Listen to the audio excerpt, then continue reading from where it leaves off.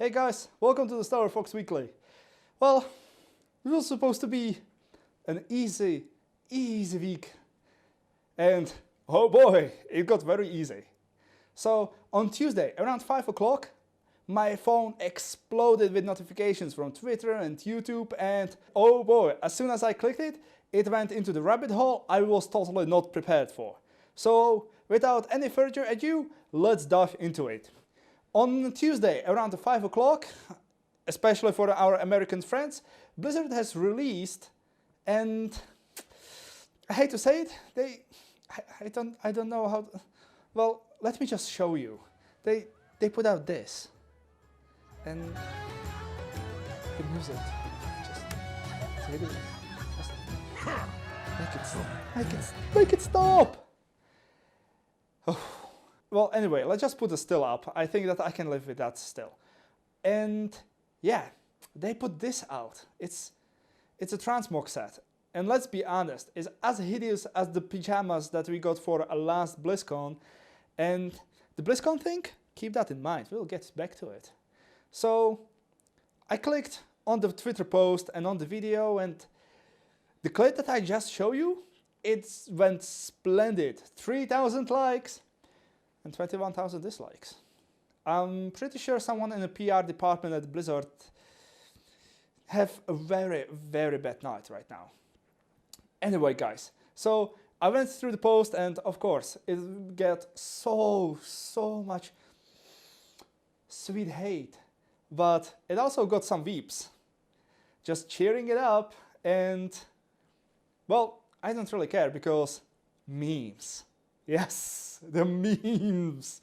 This will be material of legends, like Shadowlands will, and this just feeds the fire. And honestly, I love it. And to be honest, I thought, well, this week cannot get any better. And oh boy, was I wrong. Was I wrong. It got way better. 2 days later, we got something even better, which, let's be honest, is kind of hard to triumph at this point in a week. But Blizzard somehow managed to pull it. It started again with the Twitter notification. I open it up, and yeah, it's a WoW hat. What? A Blizz Gear shop just has a new statue? Again? Sweet, let's check it out. I love statues. So I open it up, and I was greeted by these two pictures of one painted and one non-painted statues of Thrall. And I was like, hell yeah! This looks sweet, this looks awesome! And then my face slided as I watched down and I saw the price tag. Like, excuse me? How much do you want for that? 850 euros? What? How much is that in the freedom money? Let me calculate that. $1,033? What? For a statue? It's not even painted? Like, what? I mean, it must be big and it must look gorgeous, right? So, yeah. I opened up the painted one because obviously that's the one that I was interested in, because why the hell would I want to have just the white one? Oh, I mean, sorry, alabaster one. As I opened it up, I took a look at the pictures, and I mean, look at this thing. I mean, it's gorgeous. I mean, he has two weapons, and it's like all these bows, and it's like he looks so great, and like picture after picture was great, and then it was like, what? What's this? Like, what is this stuff? Like, why? I mean, the statue is gorgeous. Like, why would, like, who approved of this? Like, no, please. Blizzard, what you doing? Like, look at his face. And let's be honest, after I saw this, one thing I saw as well, the potential. So I actually rolled back on the Twitter and went through the responses for this post, and oh boy, the responses, they were amazing. LMAO, that face, He must have seen the price tag. I want the statue. He just looks so fed up with this shit. What's wrong with his face? And then the most interesting began. All this merch and not one thing about Shadowlands released. LOL. Much less Scorch event for pre-patch. Instead of working on the average merchandise, how about focusing on the game? Is everything okay? Cause this looks like a break glass in case the company is going bankrupt. And let's be honest, they're right. I mean, look at his face. I mean, this is face of a person who's like, I'm done. Like, just do whatever you want with me and just like, I just end it. And I mean, why do they do this to our beloved Thrall, the Green Jesus himself? Wow, so sad, so sad. Will I buy it? No? Like, look at his face. Like, do you actually want this to look at you every day when you get into your office? And it's like, first thing you see is like, I'm done, please kill me. Like, no! Why would I do that to myself? I mean, don't take me wrong. I'm bashing here a $1,033 American statue. And you might be like, hey Fox, that's like a bit hypocritical of you. I mean, didn't you get to buy a $750 Lilith statue? Yes, I did. And here's a review. I will put it into the card up there so it's like you can actually watch it. It's gorgeous. But hey, I mean, Lilith looks awesome. The wings, the painting, and all of that stuff, absolutely amazing. She like just nails it. But this, like, I mean, okay. I mean, I kind of feel bad because I'm bashing it and someone actually designed it. And don't take me wrong, the statue is gorgeous. All the details and stuff on it, it's like, it looks amazing. I would love it. But it's like, what happened with that face? Please. That's like, no. And I know it's like someone is like spending a lot of time and effort and talent somewhere in a Chinese sweatshop that's painting the thing and just getting it ready and stuff. But it's like, no, it's like $1,000. It's like, as soon as it starts getting into the 4 digits, yeah, that's where I personally draw the line. I mean, don't take me wrong, that thing will be gone in a matter of weeks. And there's plenty of people who will buy the alabaster one and just be like, hey, the flex rights. I'm not gonna. But most importantly, let's get back to one of the latest comments. It's like, people were like, oh my god, the Blizzard is getting under and it's like dying and whatnot and needs money and guys, come on. Like, okay, let's get some stuff into the focus because it looks like it's like a lot of people actually forgot what time of year it is right now. And during these 2 weeks, there were super important things that were supposed to be happening.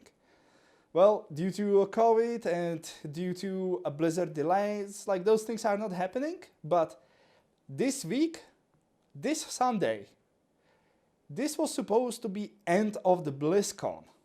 The BlizzCon that got postponed, and it will be a BlizzCon online in 2021. But yeah, that's supposed to be this week. So this transmog, that was most likely supposed to be a reward with the virtual ticket. Yeah, and the statue, I mean, come on, it released on the same day when the BlizzCon were supposed to be starting. Like, right now, we were supposed to be all hyped up and etc. and be like, they drop the statue and the entire crowd goes like, boom! They have a perfect presentation during the BlizzCon for it and man, the statue is gone in like 2 hours. You might be asking like, yeah, but the BlizzCon got postponed.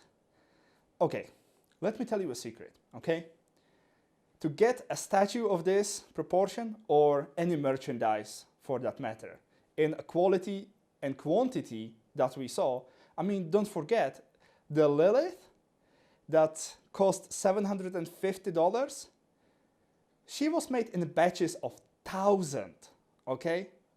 1,000. So yeah, there's a lot of units to be moved. And it takes a lot of time to make these. So yeah, I wouldn't be surprised if this thing was in the production for past 7-8 months. Like, yes, I honestly think so. And once you pull the emergency brake, like, you cannot really stop this. I mean, you need to understand that the factory that made these, Blizzard most likely had to pay for all of these in advance. You already spent the money on it, so you might as well ship them and just release them when it was the original schedule. And you might be asking, why just not wait for them to release later? Well, to be honest, because there's a lot of money.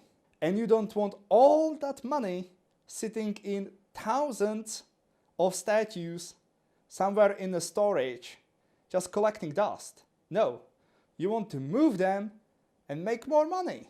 I mean, I know, I already hear the comments and people be like, oh my god, Blizzard, money, blah, blah, blah. Yeah, guys, come on. This is economics 101, okay, and this. So it's like, it just makes complete sense. Just give Blizzard slack in this. And yes, I mean, obviously, the comments like this, just like what's happening with the game, like stop doing merchandise, give us a game. Guys, this is like completely unrelated things, like two teams of people completely independent of each of this, and it's like I highly doubt that some guy in the office at the Blizzard headquarters who was ordering and arranging all of this had any appreciable impact on the development whatsoever. Okay, so it's like I think we can give them a slack. One of the other comments with regards to all this situation was, well, we still don't know when the Shadowlands are coming or where the pre-patch will be. And to be honest, at this point, I don't think even the Blizzard knows when it's coming, and that's not necessarily a bad thing. In previous episode, which I will link right here, we talked about how much a goodwill Blizzard has generated with its current stance, and well, not much really changed. To be honest, it's actually even progressing more and more because Blizzard is dropping change after change after change to the beta, to the Shadowlands. I mean, this is amazing. We didn't saw the cadence of the changes like this since start of the alpha, to be honest with you. And one of the important things that got completely rearranged, I'm not saying redesigned, and that's for purpose, rearranged, and those were conduits and soulbinds. Basically what happened is like soulbind trees got turned around radically. This is our old soulbind tree. You can see it's like we are starting at 2 different positions and we are moving down all the way to our final goal, which is sweet, sweet cherry on the top. And well, there was a problem with this because across all the trees, these cherries, they were spaced out. And you need to remember, these are basically levels. You will get them unlocked week by week, and when the race to the world first starts, you might have only 1 or 2 rows unlocked by that time. So where was the problem, you ask? Well, the problem was that some covenants had a lot of power in the first 2 rows. So much power effectively that people were looking at it and they were like, okay, so I can get this covenant, which is like in the long term the best for me, or I can get this numerically worse covenant that has like a real strong punch on the beginning. On the beginning that you need actually. Exactly on the start of the M+ season, start of the world first, start of the raiding tier. And eventually, just like, you know, somewhere down the line, you might switch to the covenant that's actually numerical best for you and yada yada, go on for that. But Blizzard actually mixed up all this, did a lot of good changes, They basically made it so that all those cherries are spread evenly across the covenants in the same tiers, so you don't have to worry about one covenant getting too early to the power spike than the other covenant. One of the other issues that they addressed really good was that you actually got some interesting stuff, and then it kind of just slowed down and got really boring. And I mean, like, I know that the transmog thing is not there anymore, but that was like one of the last things in the tier. Like, that was one thing. That was supposed to be the pinnacle. So that at least tells you like how misconcepted that entire thing was and why everyone was basically worried about it. Well, Blizzard fixed this as well, and they basically made the progression a lot smoother, and it now feels that you have a good spike of the damage and good things. Then it gets kind of quiet, and then you have that end that just like solves everything. It's real nice, together with the constant redesign and number tuning on the conduits and stuff. Perfect. Legendaries are being tuned, and then we have 200 of them right now. 200 legendaries.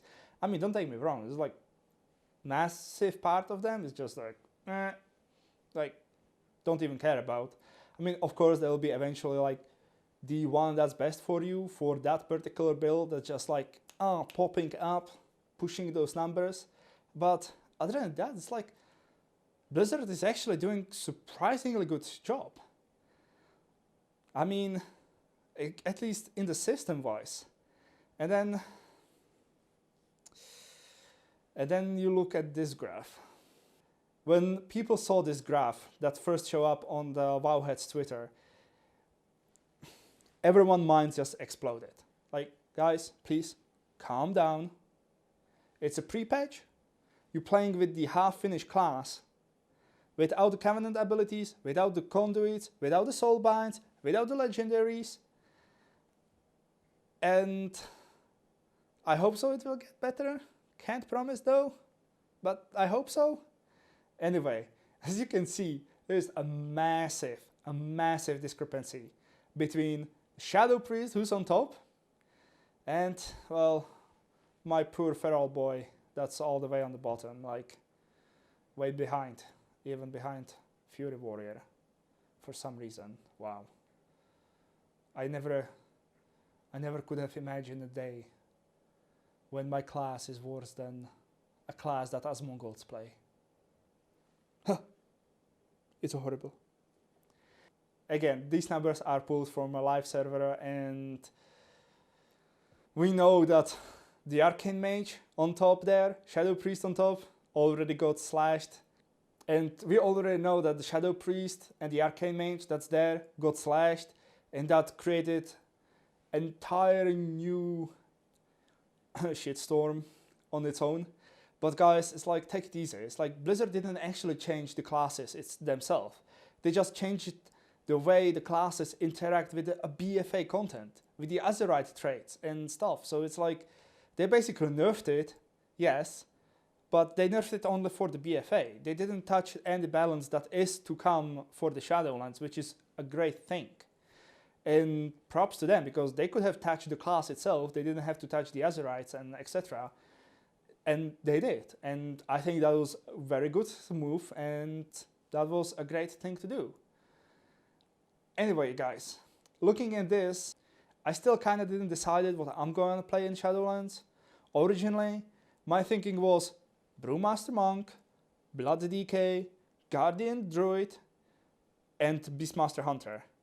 I was like kind of hoping like I can spread them out across the covenants, you know, and I can like experience a one class in every single covenant.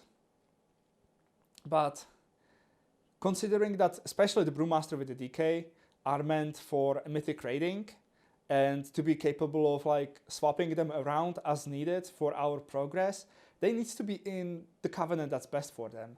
So it actually ends up with Brewmaster and Hunter being in the same covenant, and then DK with the druid being in event here in the same covenant. So I basically have 4 characters and 2 covenants. Wow, I might actually need to play more alts in the Shadowlands. That actually sounds engaging as well. So as I said, it's like you can have a look at this from 2 different sides of view, and it just depends on up to you. It's like you don't need to make a decision I do, because I want to support my guild, my raiding roster, and these are the decisions I'm making. However, you can have a look on it and be like, yeah, those few percentages is like not really justifiable for me, and you can just go with whatever you want. And I actually hope I will be able to do just that with and I might even select my other alts depending on what class is best in that covenant. So I want Kyrian and I want Necloror. So I might be actually playing a priest and warlock or whoever is good in that covenant at that point in time when I actually get to it. Is it good? Kind of depends. I mean, I'm just looking for silver lining at this point. And actually, it's kind of interesting for me to go from the other side around, like look at the Covenant and be like, okay, I want to play Neclorords. Which class is giving me that Neclorord vibe? Which class is good at that? And then I might actually end up playing a class that I didn't even consider to begin with. And we will see. Maybe I will have fun with it. Maybe I won't. That is for the future folks to decide. Thank guys for watching. And I really hope you enjoyed this episode. It's supposed to be a bit shorter than my last 20-minute or ish videos. I actually, as of recording of this, I don't know if I actually managed to get it under 20 minutes. So if it's longer than 20 minutes, I guess the job not well done. But anyway, guys, thank you for watching.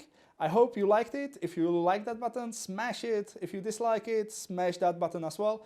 If you really liked it, please subscribe, turn on that notification bell icon, and leave a comment. Thank you guys again, and see you next time.